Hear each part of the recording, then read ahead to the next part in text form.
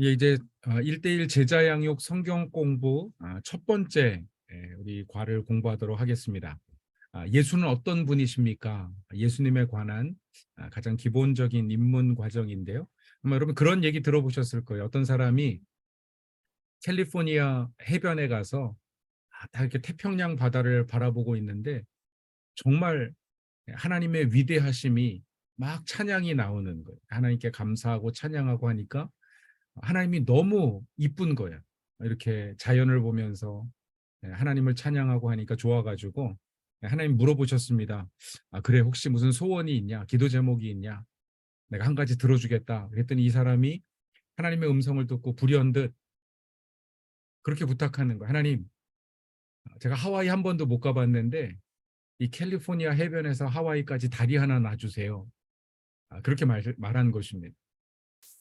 이 하나님이 또 가만히 생각해 보시니까 아니 그 다리를 놓는 거는 문제가 아닌데 또 뭐 태풍도 불고 위험하기도 하고 콘크리트도 많이 써야 되고 너무 비용 대비 그 효과가 너무 좋지 않을 것 같아 가지고 그런 걸 다 설명하신 다음에 혹시 다른 소원은 없냐 이렇게 물어봤더니 이 남자가 하나님께 그렇게 대답했대. 하나님, 그러면은 다리는 그만두시고 제발 좀 여자의 마음을 좀 알게 해주세요. 그랬더니 하나님이 그렇게 대답하셨대. 그래, 다리는 2차선으로 놔줄까 4차선으로 놔줄까 이렇게 물어보셨다는 것입니다. 그러니까 여자의 마음은 하나님도 알 수가 없다, 뭐 이런 유머 이야기인데 우리가 한 사람을 알아간다고 하는 거 굉장히 중요하죠. 근데 사람의 속은 뭐 10길 물속은 알아도 한 길 사람 속은 알 수 없다, 그런 이야기를 하는데 그래도 사람을 알고자 노력하는 것은 굉장히 중요합니다. 부부도 마찬가지고요. 친구도 마찬가지고. 여러분, 예수 믿는 그리스도인으로서 예수님을 알아가는 것 굉장히 중요합니다. 그런데 많은 우리 철치고 교회 나가는 분들이 크리스찬이라고 하면서도 예수님이 어떤 분이신가를 알아가려고 하지 않는, 그냥 당연히 피상적으로 어떤 그냥 신으로 뭐 혹은 위대한 위인으로 다양한 생각을 가지고 예수님에 관해서 어떤 피상적인 생각을 가지고 있습니다. 그럼 저는 얼마 전에 우리 한국에서 목회 데이터 연구소라고 하는 곳에서 성도들을 이렇게 대상으로 연구했는데, 그럼 교회에 출석하고 있는 성도들 중에 절반 이상이 예수님이 누구신지에 대한 질문에 정확한 답을 할 수 없다, 이렇게 이런 어떤 보고들을 보면서 야, 이게 굉장히 좀 중요한 문제구나. 우리가 조금 더 어떤 교육에 힘써야 되겠구나, 이런 생각을 했는데 예수님이 어떤 분이신지를 우리가 일과를 통해서 간략하게 좀 살펴보도록 하겠습니다. 여러분 다시 한번 이 그리스도가 다스리는 삶에 관해서 여러분들이 암송을 하셔야 되고, 이제 보고서 하는 게 아니라 보지 않고 여러분 그 이 선박의 키를 그릴 수 있어야 됩니다. 예수님은 누구십니까? 예수님은 어떤 일을 하셨습니까? 과거에. 예수님은 지금 어떤 일을 하고 계십니까? 예수님을 믿으십시오. 이 복음의 어떤 핵심 사과를 공부하는 것이고요. 그다음에 구원의 확신, 예, 지적인, 감정적인, 의지적인 확신에 대해서, 또 하나님의 속성, 인간과 공유하고 있는 공유적인 속성과 하나님만 가지고 계시는 비공유적인 속성에 관해서, 그리고 나머지 8과 성경, 기도, 교제, 전도, 성령, 시험, 순종, 사역, 이 8가지 과를 전체 그리고 이 전체를 둘러싼 것이 바로 키, 선박의 키, 그리스도가 다스리는 삶, 이런 그림을 제가 다음 시간부터는 그리면서 그림으로 설명을 하도록 하겠습니다. 자, 예수님은 어떤 분이신가? 우리 1과의 주제어, 각 과마다 제가 주제어를 정했는데요. 여러분 그 한 단어로 그 과를 이렇게 얘기하실 수 있으면 좋겠어요. 주제어는 본성입니다. 본성, nature, nature of Christ. 예수님이 신학적으로 어떤 분이신가? 본성에 관한 것이고요. 이 주제어를 설명하는 문장, 예수님은 우리와 똑같은 참 인간이시며 참 하나님이시다. 그래서 이 1과의 결론은 예수님은 하나님 50% 인간 50%의 존재가 아니, 그래서 100%가 아니라 예수님은 100% 하나님 100% 인간이시다. 예수님이 누구신지를 우리가 정확하게 아는 것이 중요합니다. 자, 1과의 암송 구절 2개를 정했어요. 그래서 고린도후서 5장 17절, 히브리서 4장 15절. 암송 구절인데 여러분들이 보시고 다음 주에 숙제니까 암송을 하셔야 됩니다. 사실 앞서서 암송을 해야 되는데 저희는 나중에 암송을 하도록 하겠습니다. 그래서 오늘 공부하시는 이 두 개 암송을 하시면 좋겠고요. 자, 넘어가겠습니다. 학습 목표 보시면은 예수님이 인간의 본성을 지닌 참 하나님이심을 알게 합니다.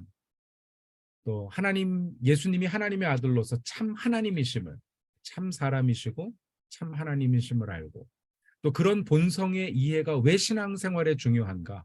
그럼 일과에서 굉장히 중요한 어떤 학습 과제, 목표 중에 하나가 뭐냐면 기도의 중요성을 함께 나누는 거예요. 그래서 이 과에서는 여러분이 어떤 간증을 하셔야 되냐면 정말 기도하니까 하나님 응답하시더라. 여러분이 기도에 응답받은 간증을 5분짜리 혹은 10분 이내로 짧게 나누실 수 있으면 좋습니다. 그래서 그거 적어 놓으세요. 예. 기도 응답의 간증을 하나 좀 적는 것이 좋습니다. 이렇게 하시면 좋겠고요. 자, 교재 개요를 보시면 1과는 전체 8개 질문으로 되어 있습니다. 8개 질문. 1번에서 3번까지는 참 사람이신 예수님에 관해서, 예수님의 인성에 관해서 우리가 공부하고요. 4번 질문은 주제 전환 질문이 아까 말씀드린 히브리서 4장 15절 말씀을 중심으로 예수님은 우리와 똑같은 어떤 성품을 가지고 계시지만 죄는 없으시다. 같은 시험을 받으셨지만 죄는 없으시다. 이것이 같은 시험을 받으신 것은 인간의 모습, 또 죄가 없다는 것은 하나님이시기 때문에 참 사람이시고 참 하나님이시라고 하는 어떤 그 주제를 가지고 이제 예수님의 신성으로 넘어가는 질문입니다. 4번은. 그리고 5번에서 7번까지 또다시 예수님의 신성, 참된 하나님이심을 공부하고 또 8번 질문, 그래서 결론적으로 우리가 예수님을 어떻게 생각하는지 고백하는 결론적인 반응 혹은 고백, 질문이라고 보시면 되겠습니다. 그래서 다른 부분들은 여러분이 쭉 읽어가시고 도입 부분, 초신자일 경우와 잘 오랫동안 신앙생활 하셨던 부분들, 우리가 인트로덕션을 어떻게 들어갈 것인지, 저는 뭐 우리가 간증은 사실 앞부분에 하는 것보다는 뒤에 과를 진행하면서 그 내용 중간에 정말 기도에 대해서 강조하면서 간증을 하시는 게 좋기 때문에 도입 부분은 그냥 교재를 보시면서 진행해도 될 것 같습니다. 자, 1번 문제부터 보시면은요. 예수님의 국적, 출생지, 성장지는 각각 어디입니까? 국적 어디입니까? 네, 이스라엘인가요? 또 우리 아픈 과거가 나와요. 네. 조선 땅에 태어났지만 일제 식민지 산하에서 태어난 우리 어르신들은 국적이 일본이 되는 거죠. 네. 로마 식민 지배 하에 있었다는 사실을 우리가 한번 생각하면서 유대인으로 태어났지만 어떤 민족적인 정체성은 있지만 정치적인 자유가 없는 그런 환경에서 예수님 태어나셨습니다.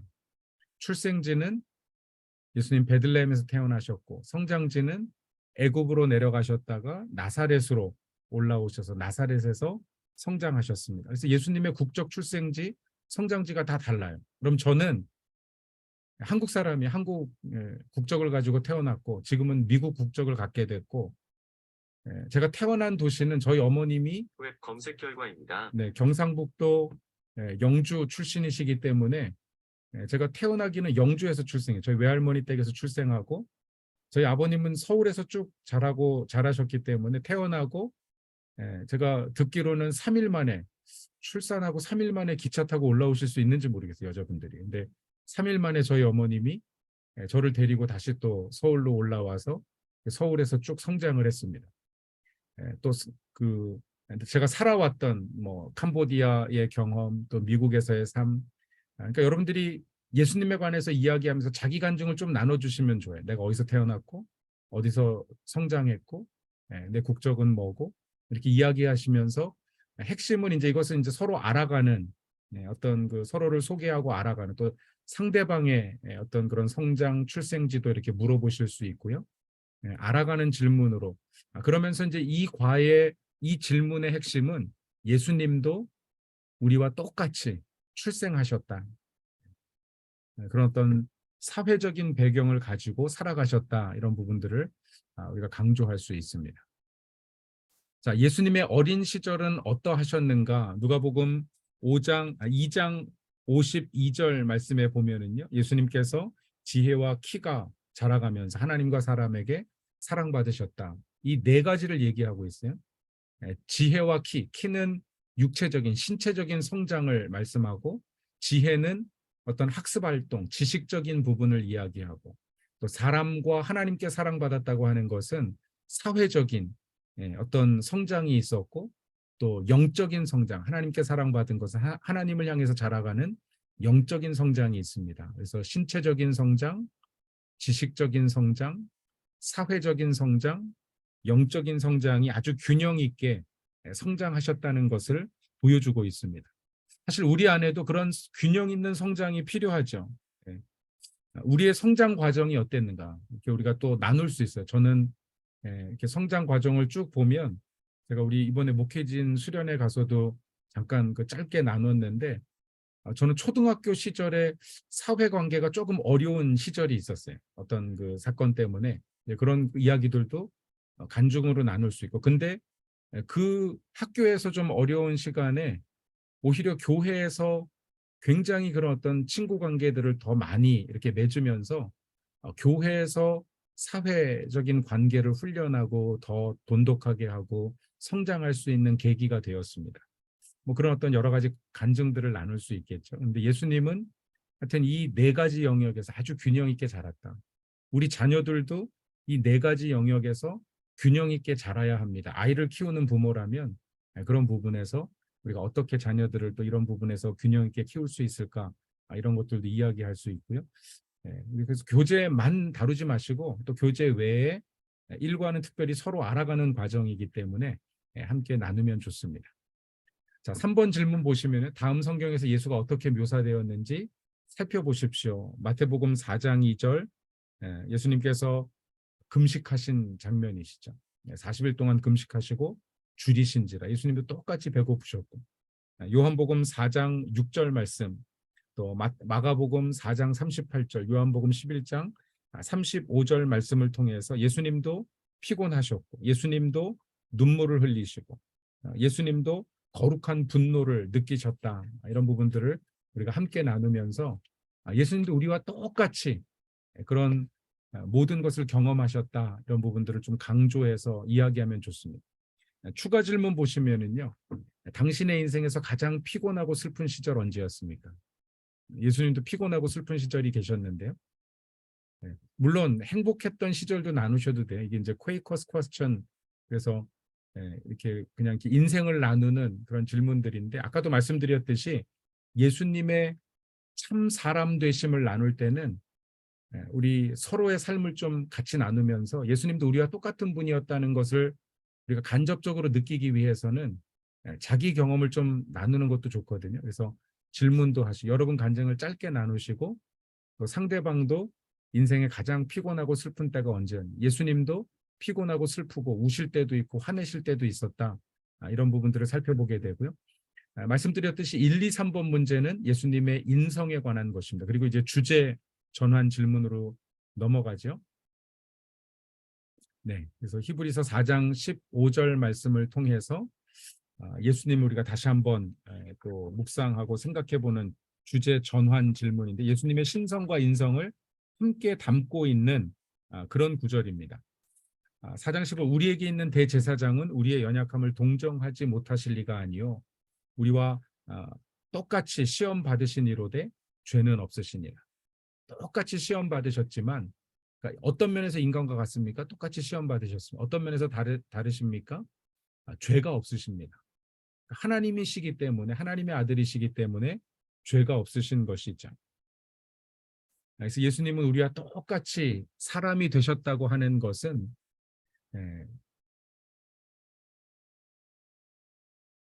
우리의 모든 연약함을 예수님이 다 경험하시고 이해하시고 동정하시기 위해서, 과거에 이제 체휼이라고 썼는데 같이 느끼시기 위해서, 우리가 경험하고 느끼는 것을 예수님도 다 동정하십니다.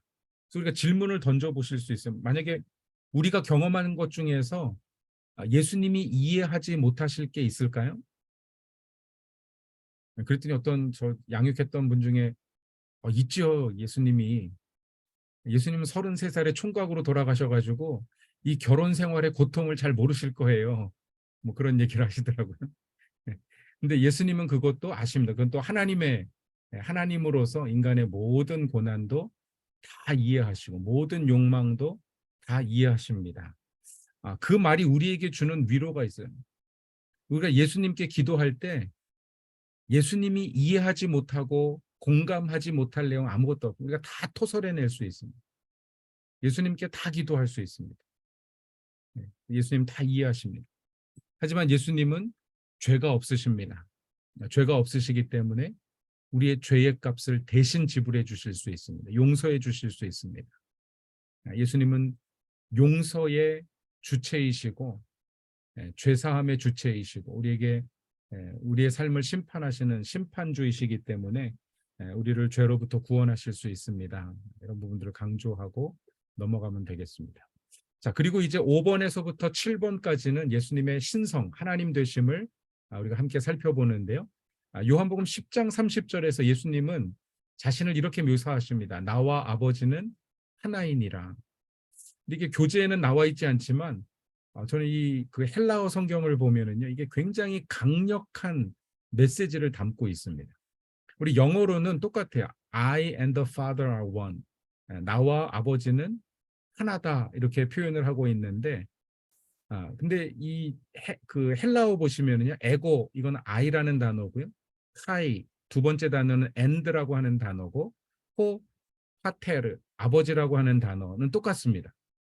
근데 그 뒤에 나오는 en esmen이라고 하는 단어는 하나라는 뜻이 아니에요, 사실은. en esmen이라고 하는 것은 esmen은 being이라는 단어인데 비동사예요, 비동사. 그러니까 I and the Father are라고 번역하는 게 맞아요. are being이라고 번역하든지. 그러니까 원이라는 단어가 아니라 나와 아버지는 we are 그런 뜻입니다. 근데 이 단어가 굉장히 중요한 단어예요. 제일 앞에 나오는 에고라고 하는 단어와 뒤에 나오는 에스맨이라고 하는 단어가 I am이라고 하는 단어가 이 하나의 어떤 그 패러렐 구조를 이루고 있는데, 그럼 이게 하나님의 이름이에요, 사실은. 모세가 호렙산에 올라갔을 때 하나님이 이스라엘 백성에게 가서 전하라고 했더니 하나님 내가 누구라고, 하나님 이름이 뭐라고 얘기할까 했더니 하나님이 나는 스스로 있는 자 아니라 I am who I am, 예흐바라고 하는 이름을 주셨는데 바로 그게 I am이라고 하는 이름입니다. 근데 요한복음에 보면 이런 표현이 굉장히 많이 기록이 되어 있어요. 예수님이 자기 자신을 가리켜서 아버지와 나는 we are 이런 표현을 쓰시는 거예요. 그러니까 예수님의 신성을 나타내시는 거예요. 예수님도 하나님이심을 증거하신, 아주 직접적으로 유대인들에게 증거하신 단어. 예수님이 하나님이라는 사실을 예수님 스스로 말씀하셨어요. 이게 굉장히 중요한 어떤 신학적인 고백입니다. 예수님을 인간이 하나님으로 만든 것이 아니라 바울이 예수님을 하나님의 아들로 신학적으로 만들었다. 이게 요즘 자유주의 신학자들이 하는 얘기예요.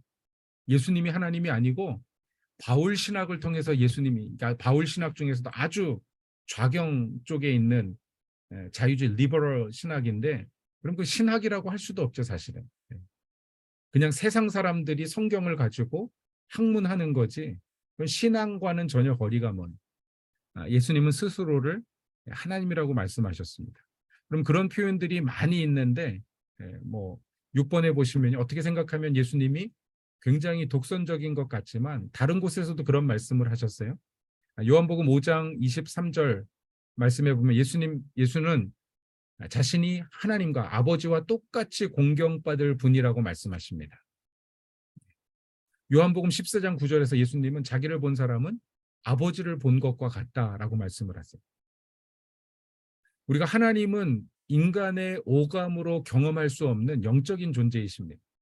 그렇기 때문에 하나님께서 인간의 몸을 입고 오신 예수님을 통해서 인간은 하나님을 경험할 수 있어요.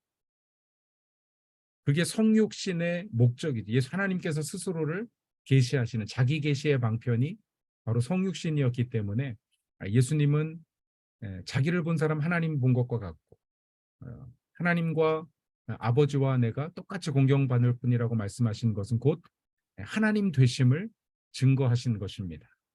그러면 그런 증거는 굉장히 많은데 그럼 요한복음 8장에 보면 유대인들이 예수님과 논박을 합니다. 논쟁을 합니다. 그러면서 뭐 이런저런 얘기를 하다가 예수님이 그런 얘기를 하세요. 아브라함이 내 때가 올 것을 보고 즐거워하였느니라.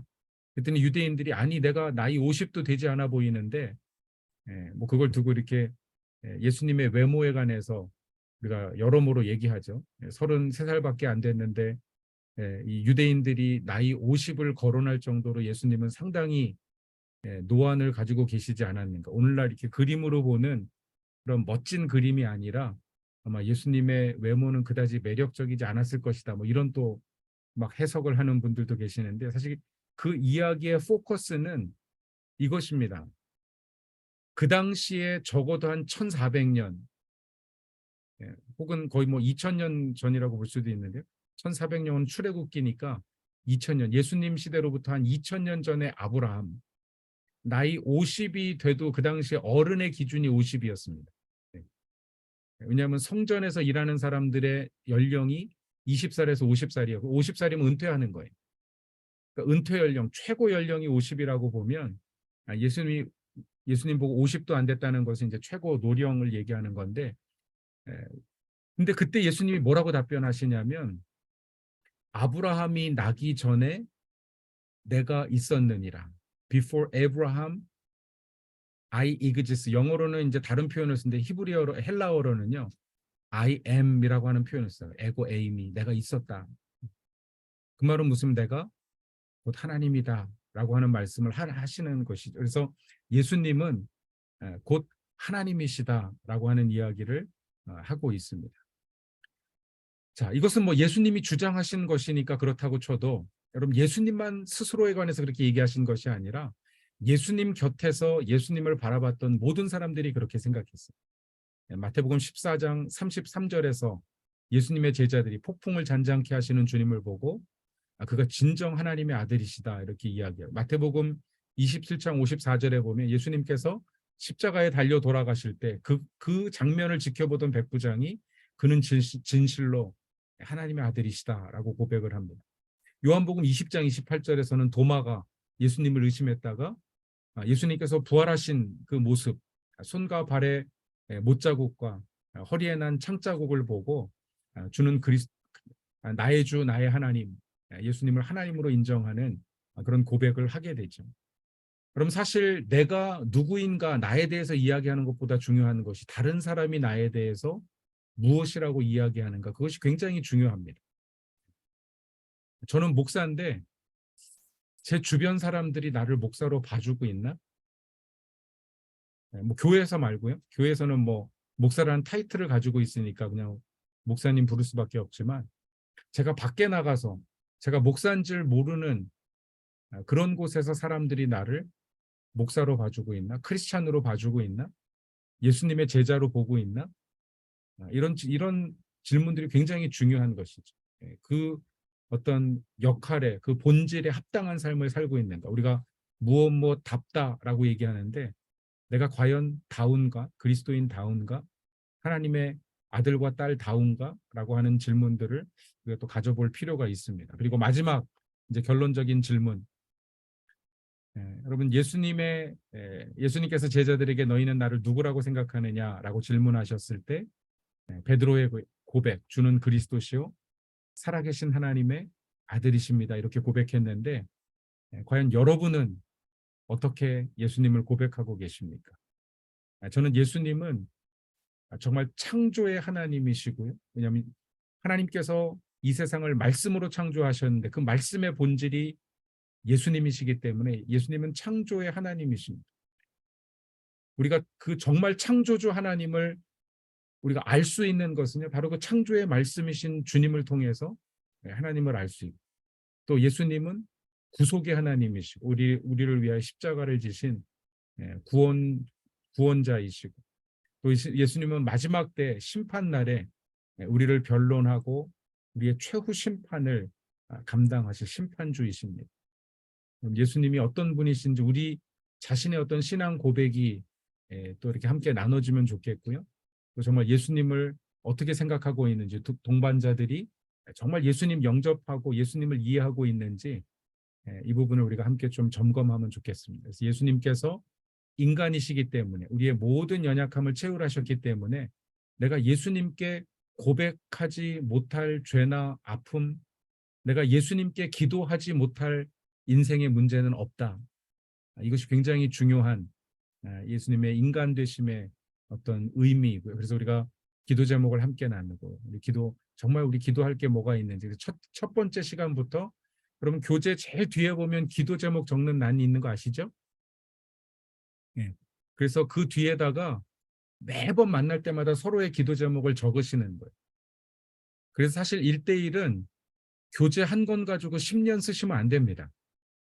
원래 원칙은 1대1은 한 번 양육하고 나면 그 교재는 내려놓고요. 그 다음 교재 또 다시 손으로 써야 돼요. 성경 구절. 네.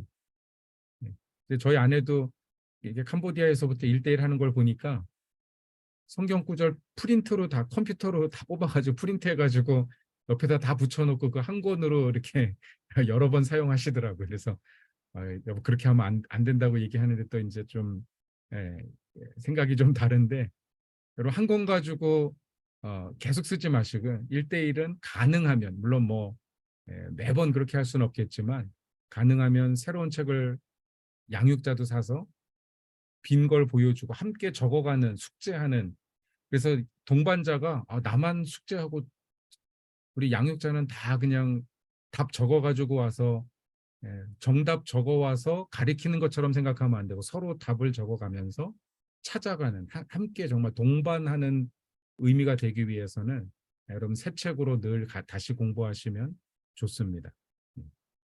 제가 우리 LA 온누리 교회에 있을 때는 그런 분 계셨어요. 이분은 책이 15권이 있어요.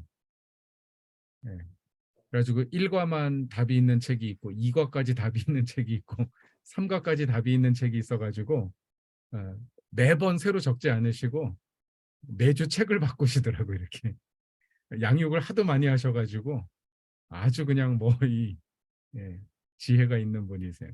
어찌되었건 동반자가 함께 우리가 성장하고 있다. 함께 기도하고 함께 응답받고 우리가 함께 가고 있다. 정말 동반자 말 그대로 동반하는 인생을 동반하는 그런 관계가 될 수 있으면 좋겠고 절대 여러분 선생이 되지 마십시오. 학생 만들지 마십시오. 제자 만드십시오. 예수님의 제자 그리스도 나누는 여러분들 되실 수 있기를 바랍니다. 자, 결론적으로 예수님의 두 가지 본성을 우리가 1과에서 공부했는데 예수님은 참 하나님이십니다. 인간을 구원하시기 위해서 우리의 죄를 다사하시기 위해서 또 예수님은 참 사람이십니다. 우리의 모든 것을 동정하시기 위해서 체휼하시기 위해서 그래서 그 예수님께 우리가 기도할 수 있는 것이고요. 내가 이런 것까지 기도해야 되나? 뭐 버스 정장에서 기다리고 있다가 주님 지금 학교 늦었는데 버스 좀 빨리 오게 해주세요. 그런 응답을 받았어요. 저도. 아니 버스야 시간 되면 오는 거 아니에요? 기도해야 됩니까? 기도해야 됩니다. 왜냐하면 그 기도를 통해서 주님과 관계가 더 가까워지는 거예요. 응답이 중요한 게 아니라 그럼 그 기도를 통해서 내가 주님을 의지하고 있다는 시그널을 내가 주님께 보내는 것이고 주님께서 내 문제를 해결하실 수 있다는 신앙 고백을 하는 것입니다. 그래서 기도는 중요해요. 이 정도는 내가 해결할 수 있어야 한다. 내가 해결할 수 있다. 이런 반복적인 어떤 태도로 살아가게 되면 우리 영적으로 계속 무너지게 돼 있습니다. 자기 자신을 믿고 살아가는. 우리 끊임없이 주님을 의지해야 돼요. 그래서 우리가 기도 제목을 첫 시간부터 나누고 함께 기도하는 그런 관계가 되었으면 좋겠습니다. 자, 여기까지 우리 1과 마치도록 하겠고요.